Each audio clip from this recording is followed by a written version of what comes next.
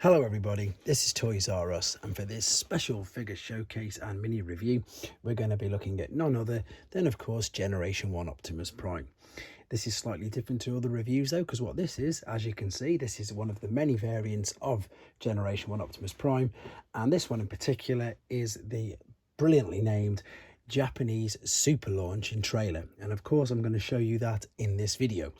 The other things I'm going to show you in this video is the main differences between this and the standard Hasbro one, and we're going to look at the actual figures and of course the packaging. So as I've said, this is the Takara, so this is the first Japanese release of this figure, and let's be honest, this is where it all started.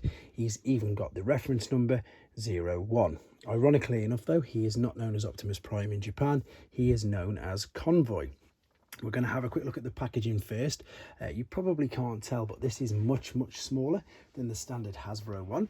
Okay, it hasn't got the flap, but you can see if I pop that behind it, you can see there's quite a bit of difference there in the actual size between these. So this is the standard Hasbro version right there. You can see that it's a good inch or so higher, and then of course we've got the full flap on the top. The other thing that's interesting about the front of the packaging is if we look at the bumper on the Takara version, you can see there that it does actually say Transformers inside the bumper, and of course on the standard Hasbro one there is nothing at all. We've got the same artwork for Optimus Prime himself though, so what we'll do is we'll just quickly move this to the side and we'll carry on looking at this one.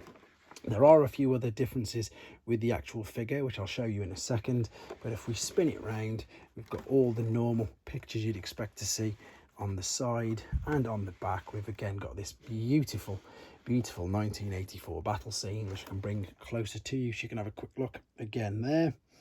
And then we've got the good thing about this is it's the functions as well as of the trailer, and to be honest I've not seen this, especially not on any of the vintage packaging. We see it quite a lot now with them using, you know, this is a repair bay and stuff when he's in robot mode, but we didn't really see it at all back in the Generation 1 days, so it's nice to see that.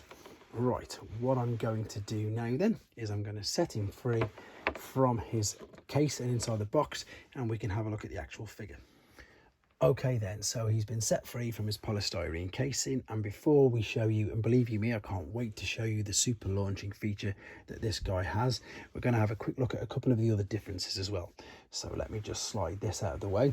What I've got now is a loose Sage A1, and that's because I live in the UK and the Sage A1 was more prevalent than the others. Now I don't know if you can tell, but with that there, can you just make out, I'm going to bring it closer in a second, that the back part here and the arm is a much darker shade of red. It's even slightly different to the front of the cab. So if I pick these up, the Takara one is this one, so the back portion of the cab and the arm is a darker shade of red compared to the Sage A and the Hasbro one. I think you can just about make it out there.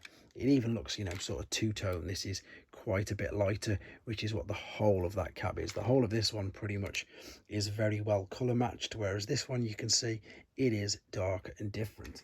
So this is the Takara one. This has been very well loved by a previous owner. It's very loose. I'm just going to briefly transform him like that just to show you there's no other differences. He doesn't even want to stand up. He's so, again, well loved is the best way to put him. He may fall over. Let's see if he does or doesn't.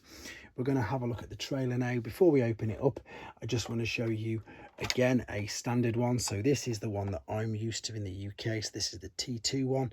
This is the one that's made in France, and they've blocked out Takara and Japan. They put Takara there, but of course they blocked out Japan because it was made in France. Whereas this one will be, of course, made in Japan, but also, more importantly, if you are after a super launch trailer, you need it to be a number 6. There you can see we've got obviously Takara in Japan, but if you are after a super launcher, we are looking for this number 6. Right, let me move the cab out of the way. This just opens up completely normal, and I'm going to lift everything up in a second so you can see. I'm just going to grab the normal Sage A, which again I must reiterate is the same as the Hasbro, and what we're looking at, guys, is this bit here. So this is your standard one, so you can see that I've just pushed the launcher up, and if I press the button on the back, that is the only movement that we have.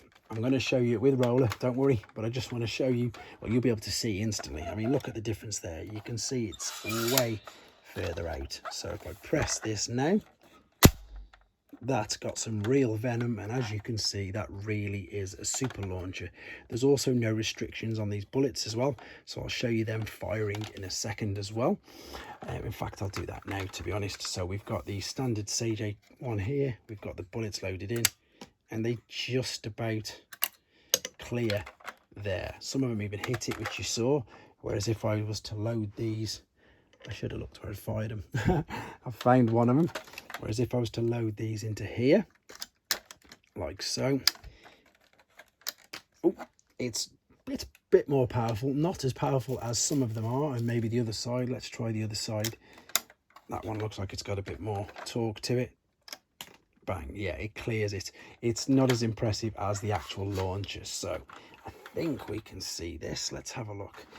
I'm going to bring the sides out, so of course you can see it. I will again pick the camera up and lift it above so you can see perfectly in a second. Here is the standard trailer. There we go. Let's pop a roller in. Let's click it back, so you've just heard that. And if I press the launch, he pretty much only goes that far. Now with the super launching one, again, let's put the sides of the trailer up. Let's take this all the way back, click it into place, and press this. I think you could see and make out just how far that went. So let's do it one more time, but let's do it so you can actually see it. So if I raise this up like so, turn it on a slight angle, press the button, just about rolls out the way, whereas this one is pushed back, and I'm gonna have to see where this goes, because this is gonna go flying. As you can see, totally lives up to his name.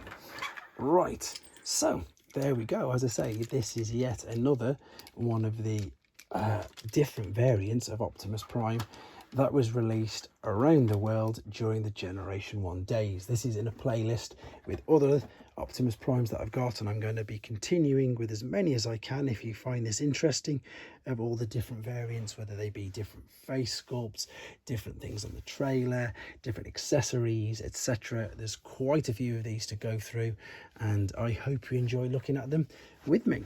There you go, guys. Take care. Thanks for watching. Like and comment. And don't forget to subscribe.